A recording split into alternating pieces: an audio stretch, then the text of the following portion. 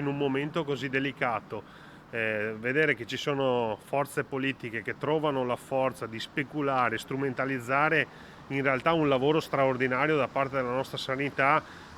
ci lascia un po' di rammarico e credo che sia una mancanza di rispetto nei confronti dei veneti e dei nostri cittadini. Parla espressamente di strumentalizzazione in atto il sindaco di Treviso Mario Conte, guardando al dibattito anche nazionale attorno ai numeri della pandemia in Veneto, che non vanno letti in termini assoluti e che devono tenere in considerazione l'effetto combinato di tamponi e test rapidi. Siamo la regione dove il tracciamento funziona nel migliore dei modi, raggiungendo delle percentuali altissime che vanno dall'83 all'85%, segno evidente che il sistema veneto sanitario funziona. Proprio grazie ai grandi investimenti fatti in questo anno, grazie alla grandissima qualità, oggi noi riusciamo ad avere una sanità che ha tenuto botta a questa emergenza sanitaria, di fatto consentendoci di rimanere in zona gialla. Per Mario Conte quindi non c'è nessun caso veneto, lo stesso dato sulla letalità va contestualizzato. L'indice di mortalità della pandemia in Veneto ci dice che siamo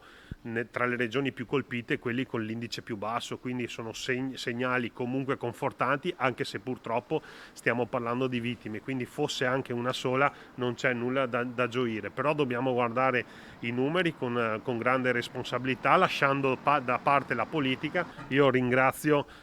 di vivere in una regione come il Veneto, dove c'è una sanità composta da medici, infermieri, operatori sanitari che in questo momento stanno gettando il cuore oltre l'ostacolo e ti curano non solo con la professionalità ma anche con tanto cuore.